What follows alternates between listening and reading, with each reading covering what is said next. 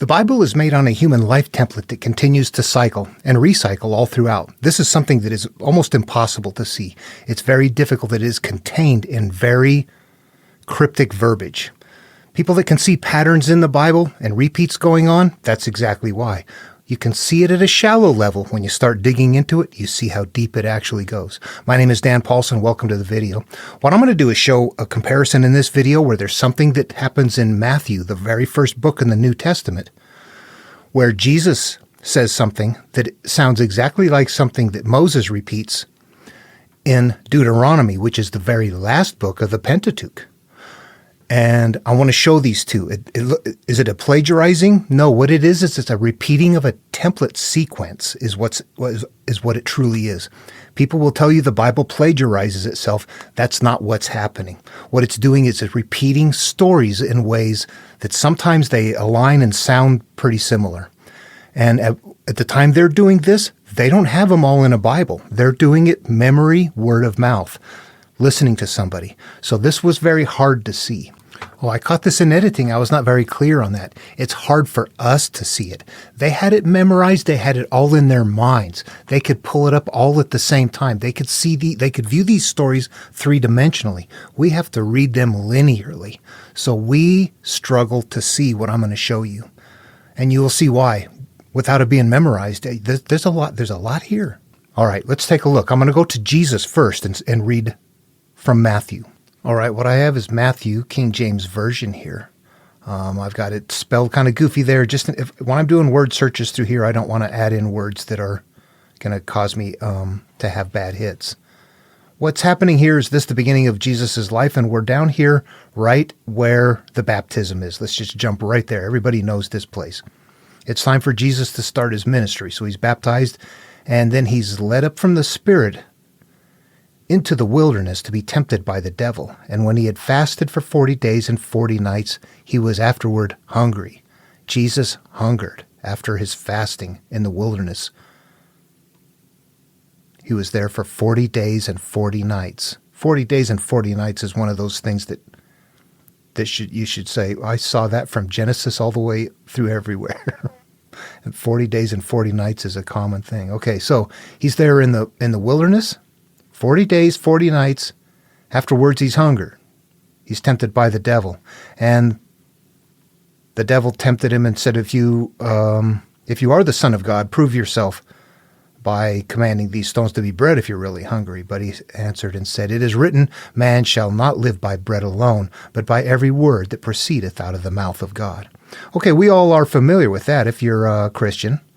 And I'll tell everybody I'm approaching this as a scholar. I'm not looking at this in any way, shape, or form as a preaching or as a denial of anything. I'm just looking for what those patterns are. And these are the kinds of things I find. So I've switched over here to Deuteronomy, and you'll see that it's the same thing here, actually. I've got it. It's the King James Version. I just downloaded it here recently. Okay, down here we get these to chapter 8, and the communication is this.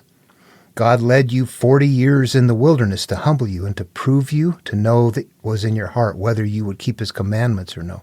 So there's 40 years in the wilderness. It didn't say 40 days and 40 nights, but it says 40 years in the wilderness. The 40 is there. And he humbled you and suffered you to hunger. You were hungry. Jesus was hungry and fed them with manna. Jesus fasted completely. These guys were fed with a very restricted, strict diet. Which you knewest not. You didn't know what it was, or neither did your fathers know. That he might make you know that man does not live by bread alone, but by every word that proceeds out of the mouth of the Lord. So we see Jesus saying the same thing that was being said, repeated here. And of course, to me, that's a literary thing. People could probably, hang on, let me get this shut off here. People could say to you, well, of course, he knew what that material was. He's teaching the same thing. But what we're really seeing here is identical components. This 40 years, this 40 time frame with a restricted diet, and then man cannot live by bread alone. I'm hungry, but you can't live by bread alone. There's a deeper teaching in there that's a spiritual teaching I'll get to. It's not literal, it's spiritual. So when you're in the wilderness, you've crossed the threshold, the baptismal, or what did they do here, the Red Sea. You've turned inward, and the 40 days or 40 years, the 40 representation is It represents a pure state, a time till you've healed. That will have to become from other material. That's developed in Genesis as a group of numbers, a pile of numbers. There's 22 numbers that come from Genesis that are used over 6,000 times in the Bible. 40 is one of those numbers, as is 3 and 7, and you think about it. How many times do those show up? Or 3,000 and 7,000 or 300 and 700 and all of that. Even Job starts out with 7 sons and 3 daughters. The numbers are just going to be so repetitive that you have to go, what is that? Okay, that's what I'm working on right there. All right, so what we're seeing here is a part of the story where it represents the idea that we must turn to our memories and then spend healing time. We have to get away from what we were consuming spiritually. What were you into? Leave it behind. You got to leave the past behind, turn inward, shut off the habits, the relationships, the whatever the bad thing is, move out of there. Don't give into it. The temptation's going to be there, but don't give into it. We don't live by bread alone, which is the physical life experience. I don't just live alone through what happens in my life, but through the Word of God. I step up to a higher awareness. It gets a little bit deeper than that. In this case, the interpretation, the people that follow me will understand what I'm talking about. The people that don't follow me and don't understand that, just know this, that those are repeating on a cycle right there. That's a crossing a threshold, a turning inward, a time for healing, and then an acknowledgement that there's a certain thing that we must live by that isn't by bread alone, which represents what I see and what I judge in the world. Okay, what I've done here is line them up on one single page. Number 4 up here, this is the one from Matthew, and 8 right down here, this is from Deuteronomy. And what I've done is I've gone ahead and highlighted the ones that are between the two. Up here from Matthew, we have wilderness, to be tempted of the devil. Down here we have in the wilderness, to humble you and to prove you and to know what was in your heart, whether you would keep his commandments or not. That's tempted of the devil. In the wilderness, tempted to humble you, prove you. Tempted of the devil. Can you make it or not? The temptation's there. We have fasted, and we had fasted down here, and fed thee with manna, which you knew not, neither did your fathers know. So there's a restricted diet. In this case, ate nothing. In this case, ate manna, which you didn't know anything about, and it was completely foreign to you. And if you remember the story, you'll know that it was very restricted too. You could not have all you wanted. It was gather up only this much. And if you gathered up more, it spoiled. You had to be very careful. It was very controlled. When you got to Jesus, just drop it completely. Don't eat. This is mental. Turning away, fasting is to the world.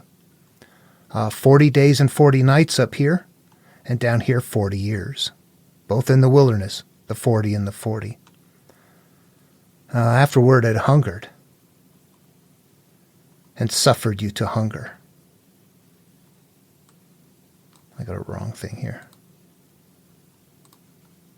There we go. And then, man shall not live by bread alone, but by every word that proceedeth out of the mouth of God. And down here, man doth not live by bread alone, but by every word that proceedeth out of the mouth of the Lord doth man live. There you have it. Same thing. Okay, so again, what I want to emphasize, people spot these sometimes not knowing that there's a nested teaching in here, that there's a secret teaching, a layer in here. They look at that and go, there's something being plagiarized there.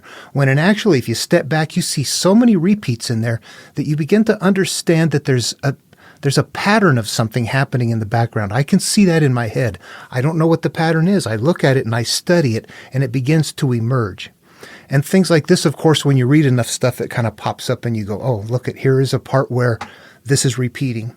Other parts that repeat are if you were to go to, like in the creation story where Adam and Eve have Cain and Abel, and the punishment is to Cain there, and then God disappears completely until it's time for the calling of Noah.